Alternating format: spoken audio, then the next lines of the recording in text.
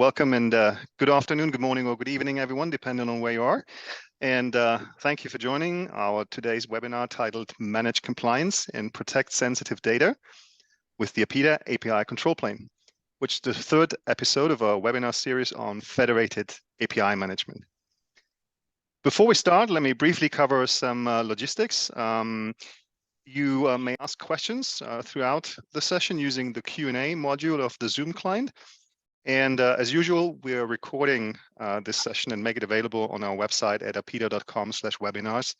So for those who can't attend live, can listen in later, and of course for you to come back and listen again or share with your colleagues and friends.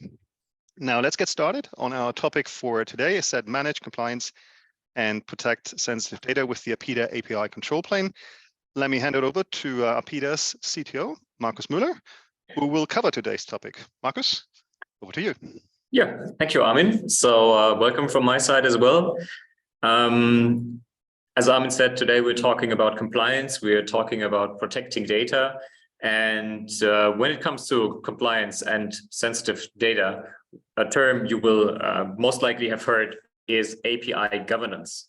So we'll start up this webinar with the question, what is API governance? And if you're browsing the web for some definitions, you might end up with some similar to these. So the first one is from Digital ML. API governance is the practice of applying common rules and guardrails relating to API standards and security policies to your APIs. These rules are applied through checks and validations. And this is probably the definition that you will find most. In some blog articles, what basically is said is that API governance equals an API police. So you constantly check for violation of your guidelines, of your rules, or of your laws, and then you prosecute them, basically. So a second definition, and the one which I like more, is from Arnaud Lauré, which you also might know as the API handyman. API governance is establishing and overseeing decision-making, policies, practices, processes, and institutions to enable an organization's people to collectively achieve its goals by efficiently taking advantage of private, partner, or public APIs. It aims to align business APIs with business and IT strategies to monitor and maximize the value created from them while identifying and addressing risks and ensuring compliance with regulations. And the reason I think this is the better definition is basically you're overseeing a lot more stuff than just some API standards and just some security policies.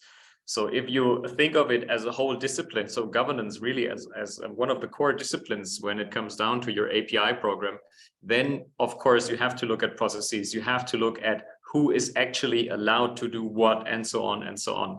And the even better part of that definition is that API governance isn't there for its sole reason, right? So it's not API governance because you need API governance. No, it's API governance because it helps you achieve your goals. And I think that is the fundamental difference here. It's not something like someone tells you, okay, you have to do it because you have to do it. It's you have to do it. And if you do it right, if you do it good, then it helps you achieve your goals. So the motivation is on a whole different level here. And that is the reason I like this definition even more. But where does it fit in?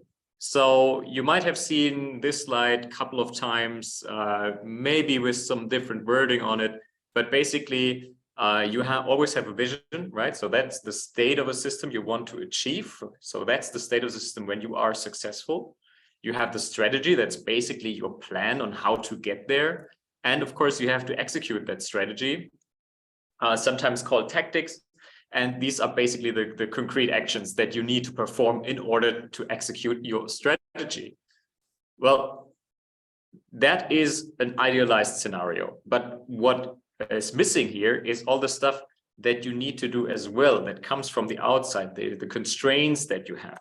So for example, there are just some must-haves with APIs, and that is security, protecting your sensitive data, and of course, usability. So if you have been around for the last episode of this webinar series, where we've been talking about developer experience, you know that the usability of an API, which is also called the developer experience, is one of the key ingredients for a good adoption, for a good reuse, basically to get the results that you hope to achieve. So these are must-haves, right?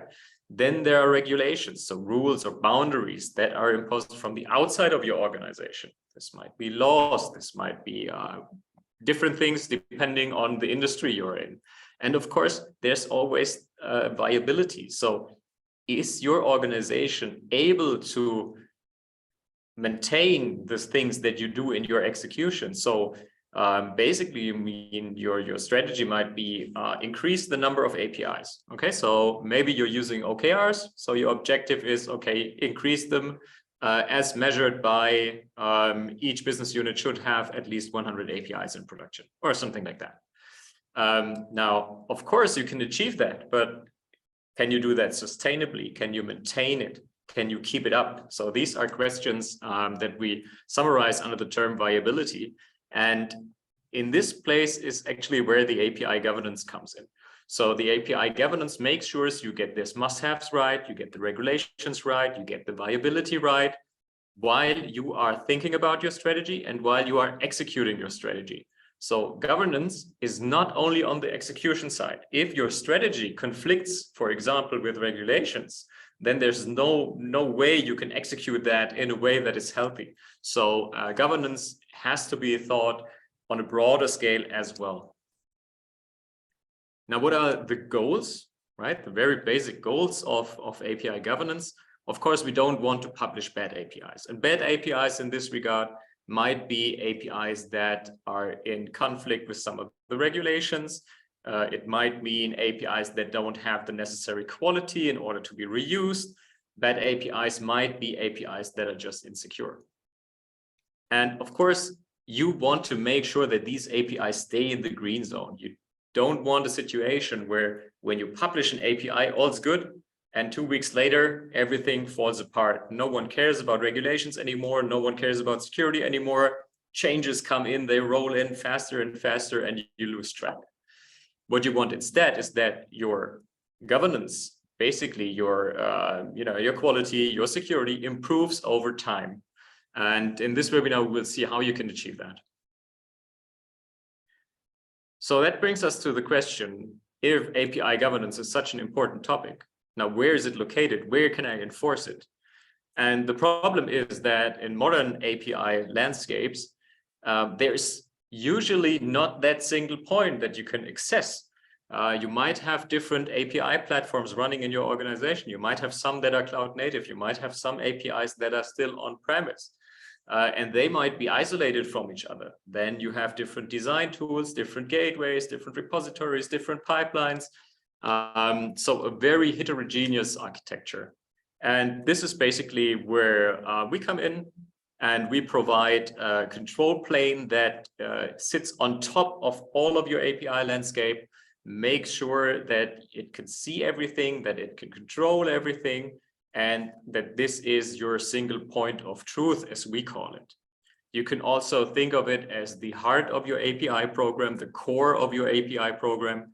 That is where all the strategic stuff is happening. That is where you need that one single point of truth. That is where you exactly need to know what API is running where and how does it look like, how does it behave. So this core is all about API discovery. It's all about provisioning. It's all about security. The stuff around it, like how do I design my APIs? How do I develop them? Which gateway are they running on? Which testing system tests them? That is strictly technical, which means you can replace it. You can always use the tool that is best for the job. You don't have to, limit yourself in any way. If some business unit likes to use something else, feel free. If you have a use case for IoT and you would like to use a specialized IoT gateway, feel free.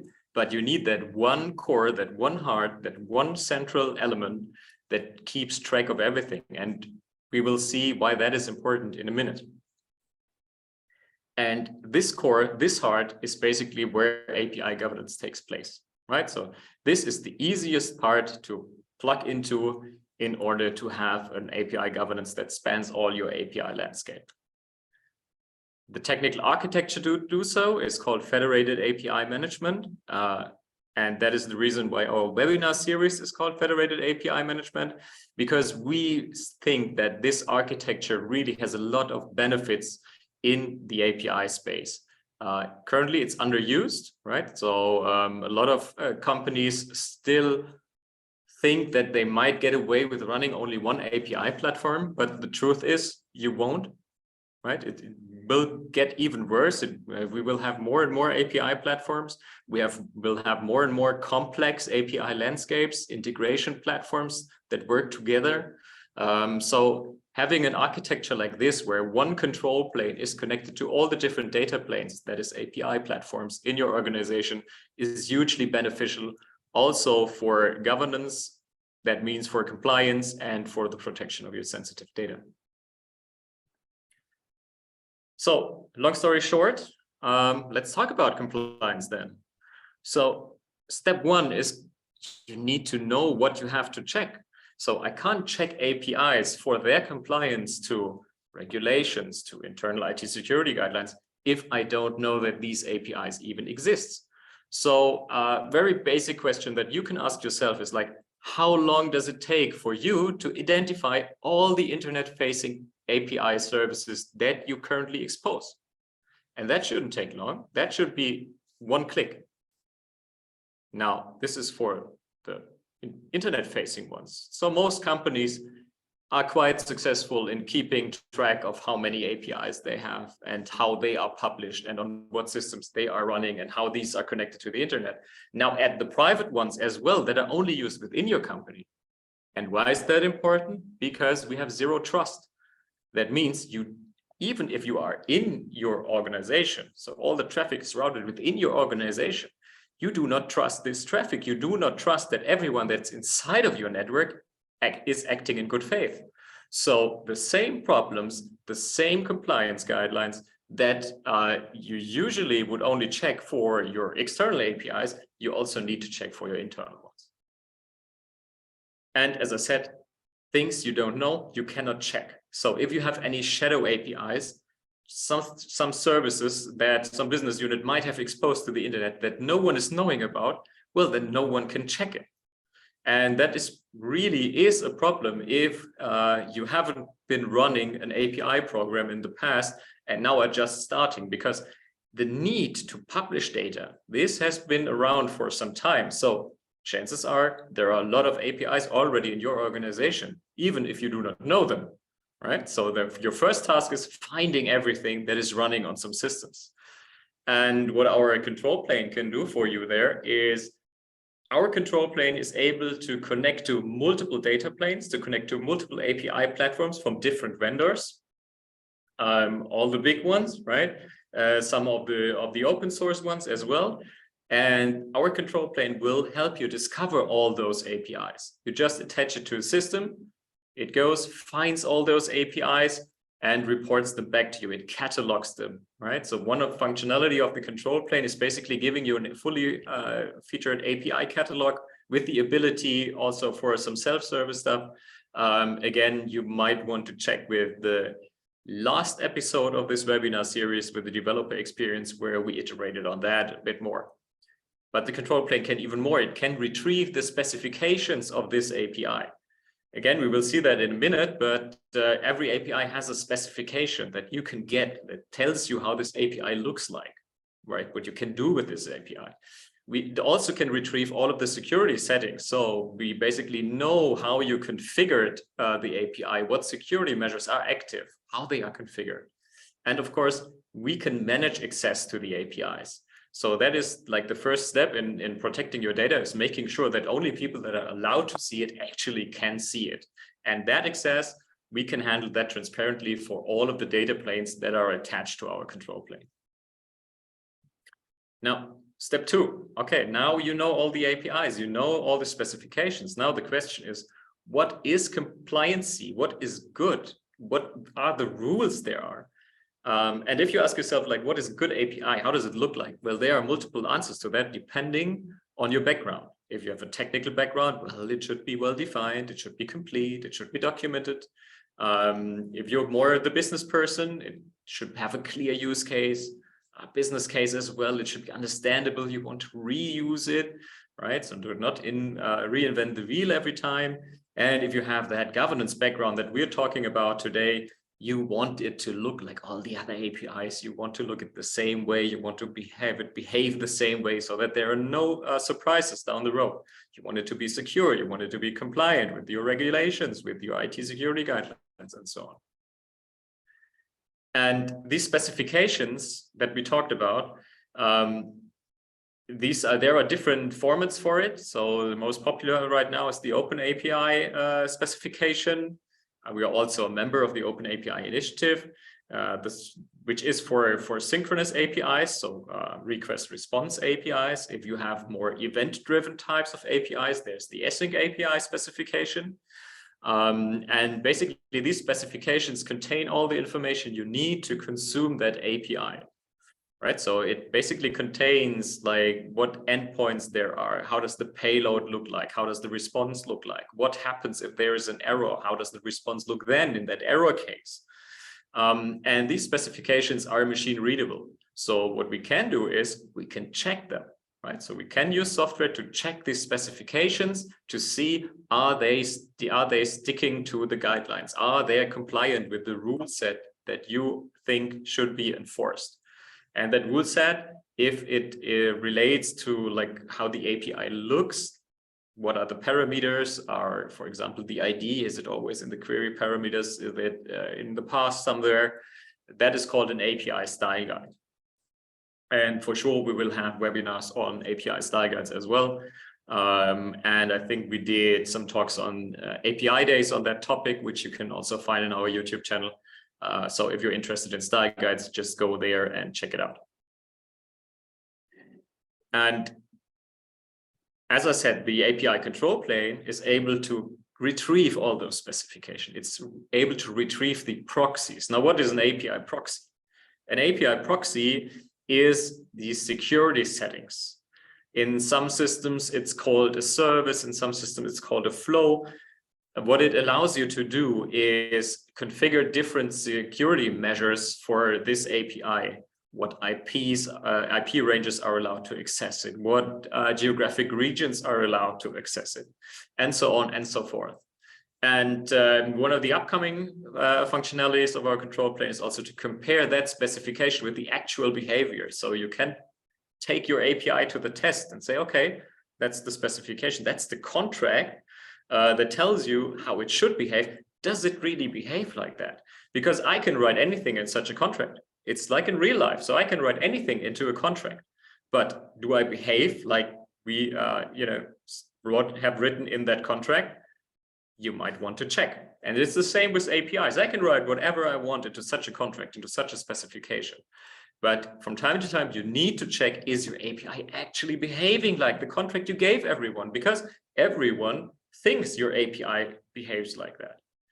And from a formal perspective, to prove compliancy, it might be okay, it might be sufficient to just check the specification. But if you really want to be sure that your API is compliant, you have to check that. You have to check the real behavior against the contract. And then everything is fine. You can be sure that your API is compliant.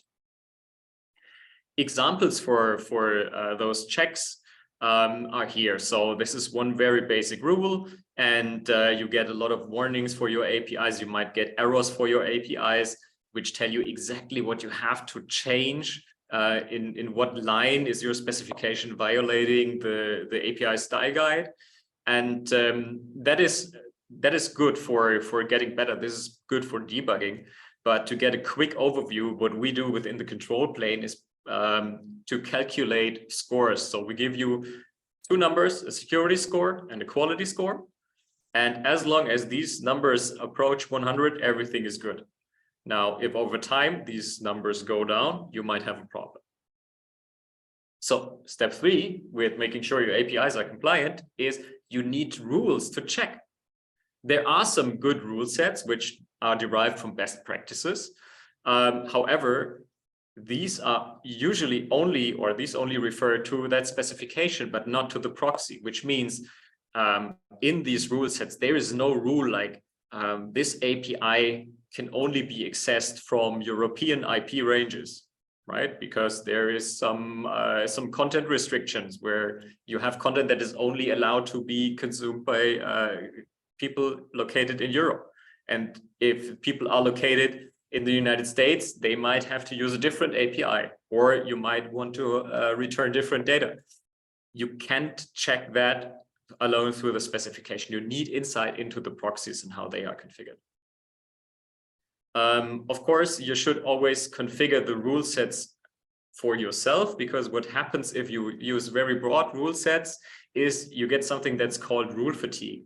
And basically that says that if the rule set does not match what your APIs look like in the beginning, then you get so many warnings, you get so many errors that at some point you don't even care.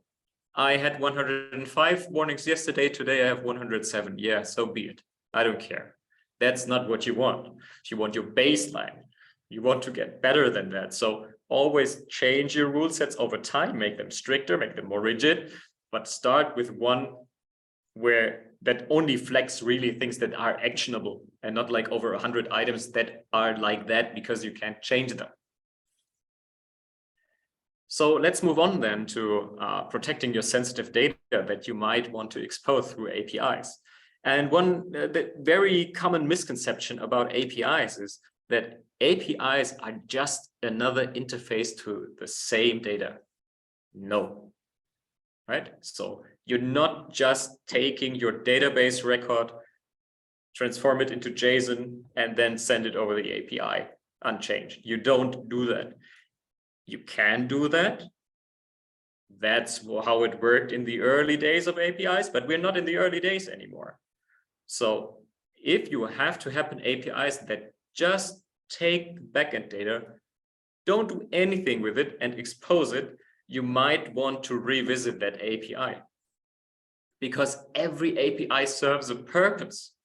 Every API has a target use case and a target persona. So, for example, if you have your customer data, if your payment provider needs this data, of course, you need to have the credit card information in there, because your payment provider needs to process it and he needs to build the credit card. If you have somebody from customer service who pulls the customer data, customer service doesn't need to see the credit card data most of the time. So your target use case just does not require credit card data. So don't return it just because it's in the backend, just because it's associated with that customer. That doesn't mean you have to return it. Strip it, right? Because APIs are not a give them all and let them decide what to use thing. They are on a need to know basis. If your API's target use case, target persona does not need to know this information, don't include it in the response. Because APIs are not costly. You can create as many APIs as you want. Of course, you have to maintain them. So you need sound and valid structure within your company. You need to be able to use API ops in order to have as less burden as possible. But it's not like you have years and years and years of effort to build an API. We can just create a bunch of them, because the easiest way of protecting data is not giving them out.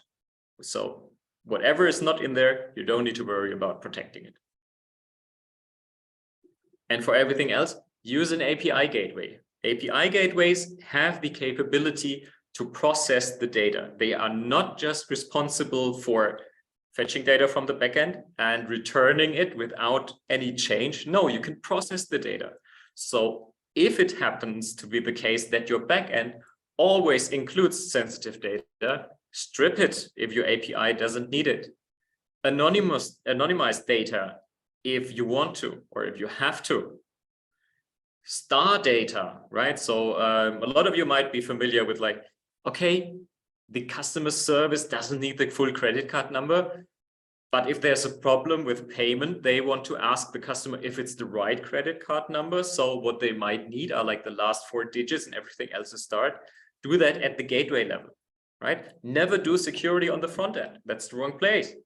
Do it in the backend, do it in the API. That's where it makes a real difference. because the front end, that's replaceable. Every attacker can just walk around your front end, directly talk to your API and gets all the data if he is successful. So make sure you get it right on the API level. Check your requests against the specification. If someone is sending you bogus data, if someone is trying to trigger a denial of service attack or whatever, make sure you catch that and be rigid in your specification. Don't allow large texts in fields where it doesn't make any sense, because the more information an attacker can send to you, the easier is it for him to attack your system. So if he can like inject some code in there, the bigger the values that you accept are, the more code he can try to inject there. If it's a very small amount of code, very, very hard to get a successful attack. And of course, always authenticate access to your data, and not with a system that's like 50 years old, right? So make sure you always use state-of-the-art authentication to secure your protected data. And as I said, if you absolutely need to, create multiple APIs for the same backend calls and have them managed by the control plane, have them governed by the control plane, have them checked by the control plane. Again, if all of your checks are automatically for compliance, for security, if your governance is automatically, it doesn't make any difference if you are checking like 10 APIs or 100 APIs. And this is especially important when we scan the API proxies, because these are where the security is configured. These are where authentication is configured. So if your tool of choice cannot scan the API proxies, you're missing out on a whole lot of stuff that you can catch, a whole lot of problems, of warnings, of errors that you can catch before anyone else catches them. So scanning your API proxies, making sure everything is set up the way you want it to, is essential for a good API governance.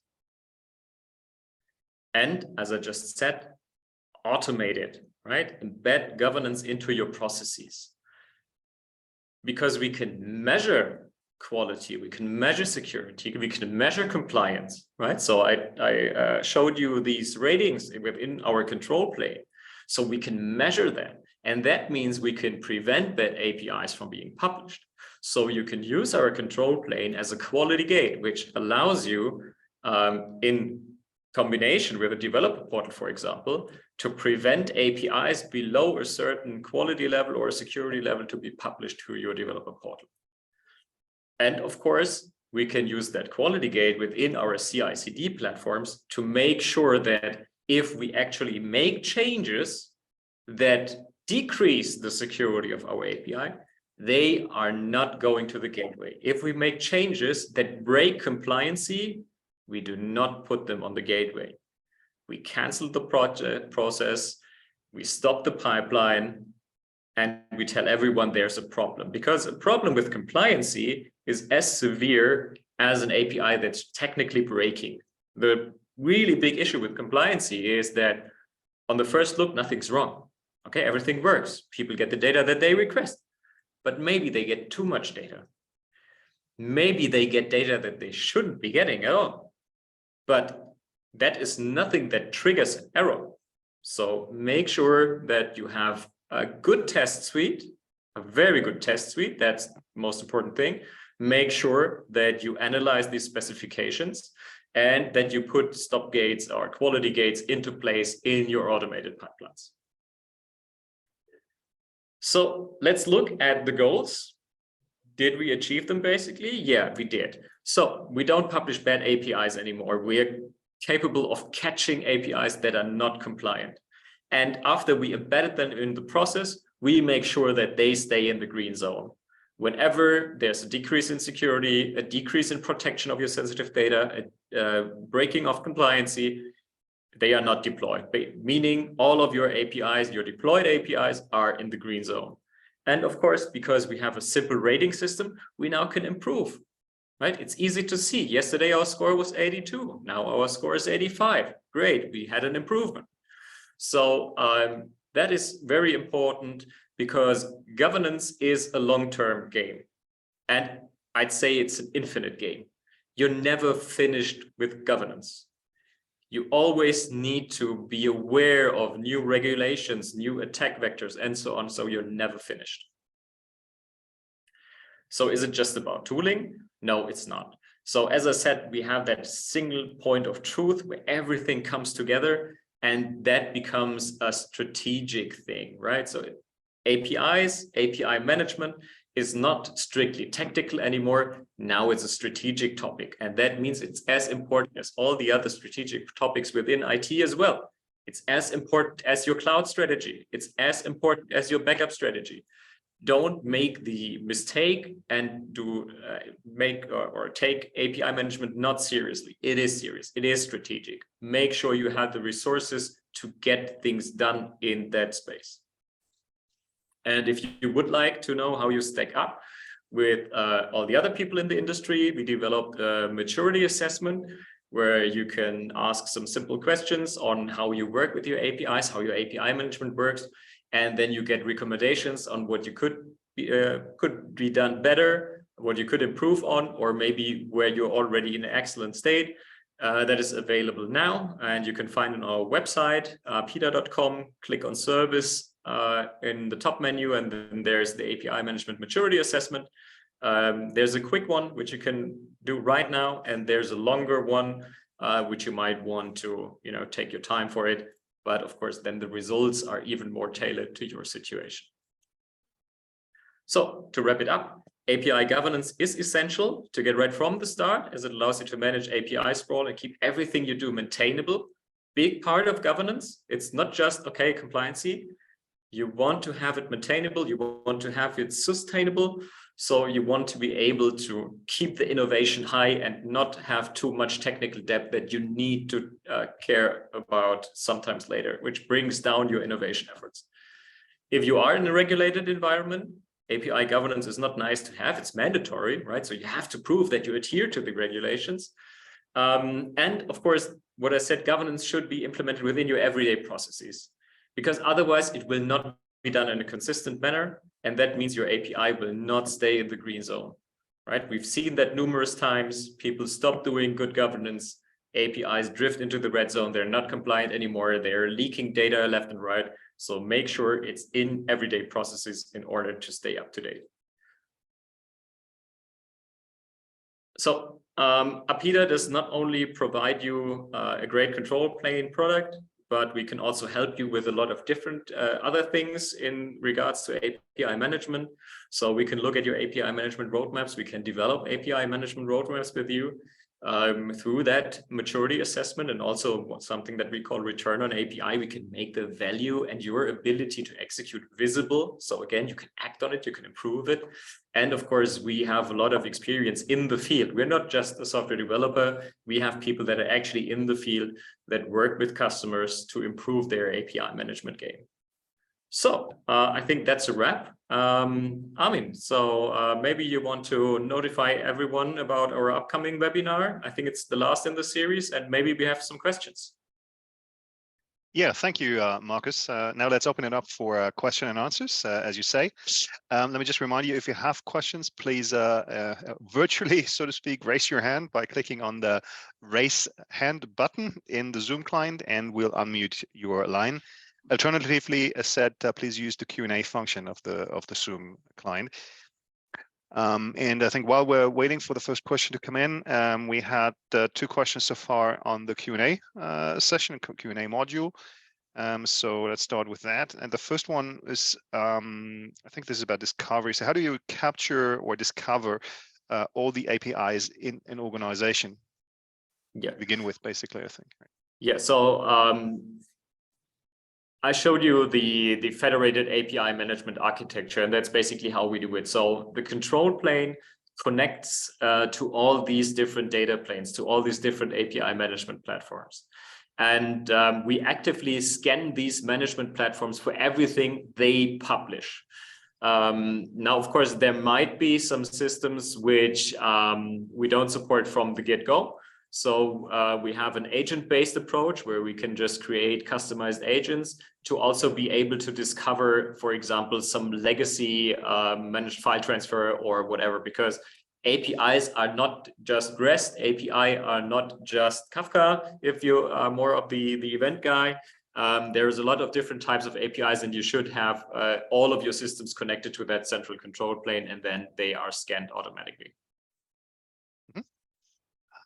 All right, thank you. Second question that came through Q&A is how are the quality and safety of the API determined, and what are the implications of the outcome? Yeah, so if you use the control plane as it is, right? So you go to APIIDA.com, you try to onboard, or you do onboard actually. By default, we have a rule set defined based on best practices, and experts from our team have looked at all these rules, have created all these rules, and have categorized them into, yeah, that is a nice to have, and oh, watch out, there you have really a problem. And depending on which category the rule is in and how many violations you have, this score is calculated. Of course, you can create custom rule sets. You can, exclude some rules from this configuration, so that you can say, okay, because our API gateway isn't able to do this, or our backend isn't able to do this, please remove it from the calculation, because otherwise you might only be capable of achieving like 40 points or something like that. So you can customize these rule sets. And the cool thing about having these ratings, basically, and these ratings being just two numbers, is that now you can look at them over time. So you can see how you, what's the trend, right? Is it going upwards? Are you getting better? Is it going downwards? Oh, maybe we have a problem with our internal processes here. So you can look at them over time and try to reach 100, right? So that's for developers are known for that kind of thing. We have static analysis in a lot of different aspects of everyday application development, not yet in API. So we are bringing that to the API world. And of course, it's always nice to see these scores going towards 100 and reaching 100 eventually. All right, excellent. Thank you, Marcus.